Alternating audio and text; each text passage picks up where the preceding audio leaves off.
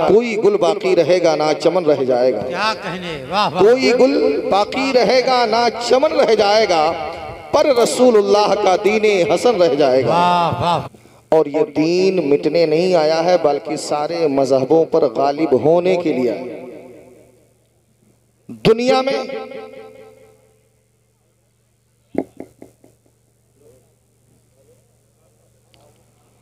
जो भी, अब तो पूरी दुनिया में सिर्फ एक ही टारगेट लोगों ने बना के रखा है कि मजहब इस्लाम को मिटाया जाए, मुसलमानों को मिटाया जाए।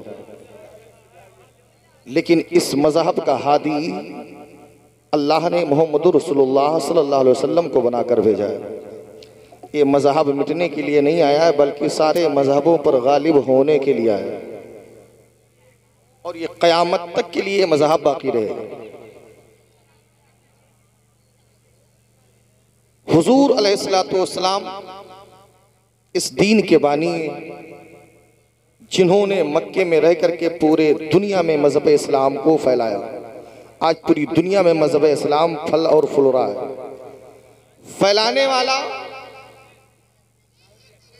मोहम्मद रसूलुल्लाह और मजहब इस्लाम को बचाने वाला नवासे रसूलुल्लाह, जिसने करबला में जाकर के मजहब इस्लाम की बका के लिए सिर्फ अपना नहीं, अपने तमाम अहले ख़ानदान और मुहिब की भी कुर्बानियाँ देकर मजहब इस्लाम को ज़िंदगी अता फरमाई। अब इस मजहब इस्लाम को सिर्फ हमें और आपको उस पर अमल करके अपने आमाल को संभालना, बाकी और हमें कुछ नहीं करना। इस इस्लाम ये ऐसा यहाँ तक नहीं पहुँचा, बड़ी कुर्बानियाँ हुई साहब, लेकिन हमें तो फ्री में मिल गया ना घर बैठे बैठे, तो हमें इसकी कदर क्या पता चला। हमें तो इस मजहब इस्लाम के लिए कभी एक चांटा भी नहीं खाना पड़ा। आंखें खुली तो मौली साहब ने आकर कानों में अजान दे दी, है ना, और थोड़े बड़े हुए मदरसे में पहुंचे, मौली साहब ने कायदा दे दिया, और थोड़े बड़े हुए पारा दिया, फिर कुरान दे दिया। सारी चीज़ें तो हमें मिलती कि हमें पता ही नहीं चला मजहब इस्लाम होता क्या है। जिन्होंने मजहब इस्लाम की खातिर तकलीफ़ें उठाई उनसे पूछो मजहब इस्लाम का मुकद्दर क्या है, किसकी किस्मत में आता है। अल्लाह ने हमें वो मजहब इस्लाम फ्री में अता किया है। अब भी अगर हम इसकी कदर व मंजिलत न समझें तो शायद ये हमारी कम नसीबी है। इसलिए प्यारे, मजहब इस्लाम ये मक्का से तो ज़रूर आया है, लेकिन हमारे पास पहुँचने में बड़ी कुर्बानियाँ हुई। इसी हिंदुस्तान में तमाम उलमा की लाशों को दिल्ली की मार्केट के अंदर सूखे पेड़ों के ऊपर सूखती हुई नजर आई। यहाँ तक कि मुरादाबाद के लाल चौक पर अल्लामा किफ़ायत अली काफ़ी को जब अंग्रेज़ों ने फांसी देने के लिए ले जा रहे थे तो आपके जिस्म पर इस्त्री लगा करके पूरी चमड़ी उधेल दी और फिर कहा कि तुम्हारी कोई ख्वाहिश है, तो आपने फरमाया, ऐ अंग्रेज़ों, इतना जान लो, तुम चाहते हो ना कि इस्लाम दुनिया से मिट जाएगा, मुसलमान मिट जाएगा, तो उन्होंने कहा था कोई गुल बाकी रहेगा ना चमन रह जाएगा। क्या कहने, वाह वाह। कोई गुल बाकी रहेगा ना चमन रह जाएगा, पर रसूलुल्लाह का दीने हसन रह जाएगा। वाह वाह वाह। आज पूरी दुनिया में मजहब इस्लाम अपनी छाप छोड़ चुका है। बस खुदा का फजल ये है कि नौजवानों, अब तुम्हें मजहब इस्लाम को समझना है और समझने के साथ साथ में तुम्हें ये दुनिया वालों को बताना है, क्योंकि लोग अब तुम्हारे कुरान को नहीं पढ़ेंगे। लोग अब मजहब इस्लाम को समझने के लिए तुम्ही को देखेंगे। अब जैसा तुम्हारा किरदार होगा लोग पता लगा लेंगे मजहब इस्लाम कैसा मजहब है। तुम चलते फिरते हुए मजहब बन जाओ कि लोग देखने के बाद पता लगा लें कि जब मजहब इस्लाम के मानने वाले इतने लायकदार है तो मजहब इस्लाम कितना बुलंद वाला मजहब होगा।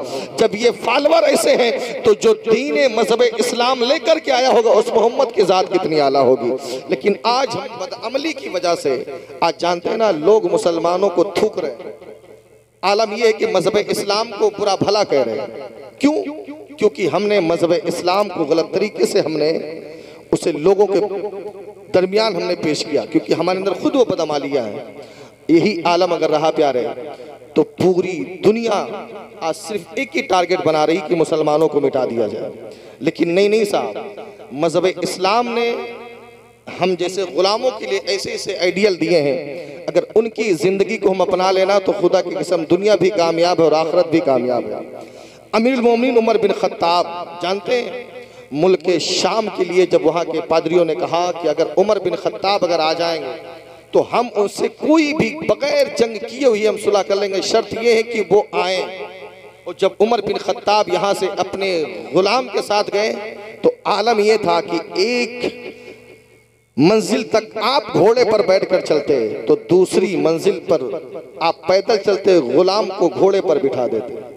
फिर एक मंजिल आप पैदल चलते, फिर गुलाम को बिठाते, फिर आप बैठते, गुलाम को बिठाते, यहाँ तक कि जब आप मुल्क के करीब पहुंचे तो क्या देखा कि वहां का जो एक मुस्लिम पुलिस अफसर था वो आया, कहा हुजूर वहां तो लोग सब आपका इंतजार कर रहे हैं कि देखें अमीरुल मोमिनीन किस शान और शौकत से आ रहे हैं, कम से कम आप एक घोड़े की लगाम पकड़ कर चल रहे हैं।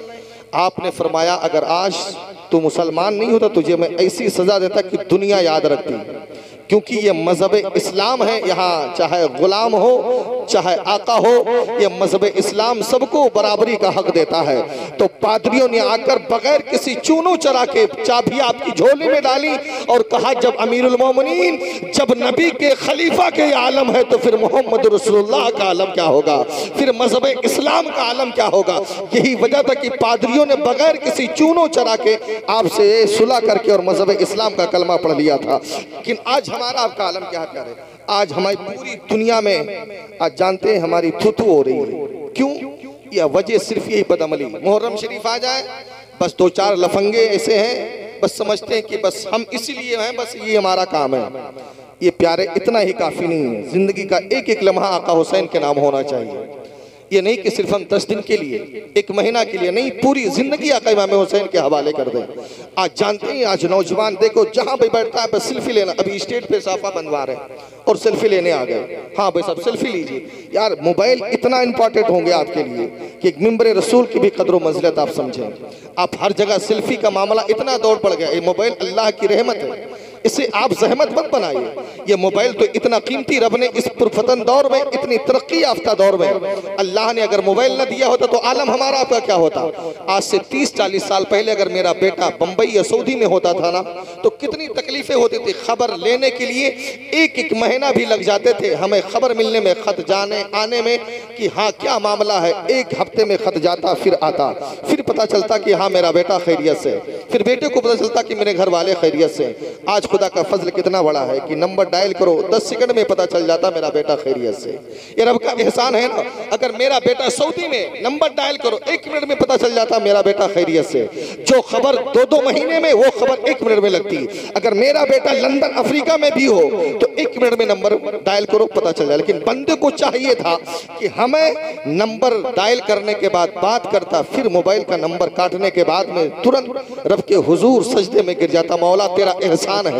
अगर आज ये तू मोबाइल न दिया होता तो आज इस पुरफितन दौर में हम क्या करते। आज देखो अल्लाह ने, हम 4 फ्लोर पे रह रहे हैं, 5वीं फ्लोर मुंबई में 50 महला बिल्डिंग है। अब बताइए 50 महला पर अगर पानी ले जाना होता कुएं से भर करके पैदल तो पता चलता 1 मटका पानी ले जाने में सुबह से शाम हो जाती। लेकिन रब ने कितना हमें, रब का एहसान है कि उसने हमें मोटर टैंक दे दिया कि उधर लाइट आए बटन ऑन करो 10 मिनट में पानी 15 फ्लोर पे, 10 मिनट में 20 फ्लोर पे। रब का एहसान है। तो बंदे को चाहिए था कि 20 फ्लोर पर रहने के बाद में पानी पीता, पानी पीने के बाद रब के हुजूर सजदे में गिर जाता, मौला तेरा एहसान है। अगर मैं पानी नीचे लेने के लिए ऊपर आता तो पूरा दिन मेरा इसी में खत्म हो जाता। लेकिन हम बेस पे बैठे रहे, पानी मिल गया, रब का तेरा एहसान है। बंदों ने उसे शुक्रिया ना अदा की बल्कि उसी 20 फ्लोर पर बैठ करके क्या करना शुरू कर दिया, ज़िना करना शुरू कर दिया। मोबाइल को जो रब का शुक्र अदा करने की जगह थी आज उसी मोबाइल को ज़िना का अड्डा बना लिया।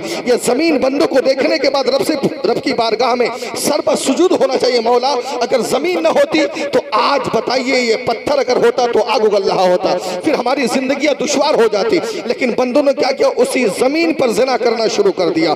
पहाड़ एक ऐसी रब की दी हुई नेमत है जो बगैर किसी चीज के वो रुका हुआ है। यहाँ तक कि मोरखीन फरमाते हैं जब पहाड़ अपने आप से हिलेगा तो पूरे जमीन में जलजला आ जाएगा, जब पहाड़ टूटेगा पूरी दुनिया तहस नहस हो जाएगी। यानी जमीन को रोकने के लिए आज जगह जगह जो पहाड़ है इसी वजह से जमीन रुकी हुई है। बंदों को चाहिए था जब पहाड़ पर जाते तो रब का शुक्र अदा करते, लेकिन बंदों ने पहाड़ पर जाकर भी ज़िना शुरू कर दिया। आज आलम यह है कि जो सफर पहले 6 महीने में होता था आज वो सफर बंबई का 24 घंटे में होता है।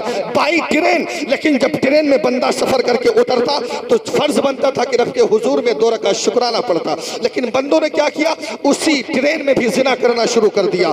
प्लेन में जो सफर 2-2 साल में होते थे वो सफर अब 5-6 घंटे में हो रहे। बंदों को चाहिए था जब वो दुबई, अमेरिका, लंदन जब उतरते, उतरने के बाद रब के हुजूर 2 रकात शुक्राने का सजदा अदा करता, लेकिन नहीं, उसी प्लेन में सजदा करना, सजदे की जगह पर जिना शुरू कर दिया। हिल स्टेशन पर जिना, मकान में जिना, दुकान में जिना, खरिहान में जिना, खेत में जिना, यहाँ तक कि पहाड़ों पर जिना, ट्रेन में जिना, प्लेन में जिना। जब हर तरफ से जिना आम हो गया तो रब ने बंदों को औकात याद दिलाने के लिए एक छोटा सा कीड़ा भेजा। वो कीड़ा इतना बारीक था कि उसे दुनिया देख न सकी। मेडिसिन का पावर हाउस रूस भी उसका पता न लगा सका, यहाँ तक कि ताकत का पावर हाउस अमेरिका भी उसका पता न लगा सका।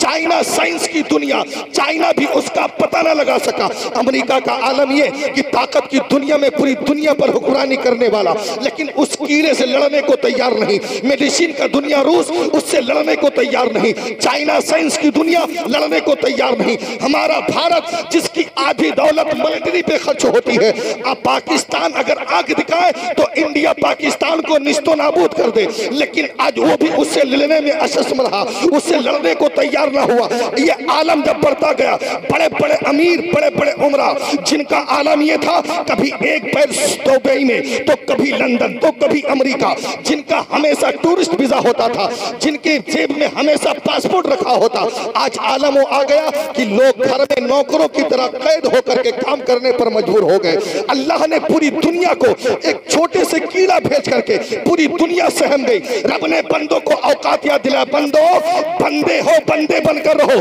खुदा बनने की कोशिश मत करना। सब कुछ तुम्हारे चाहने से नहीं होगा, होगा वही जो मंजूर है खुदा होगा वही जो मंजूर खुदा होगा।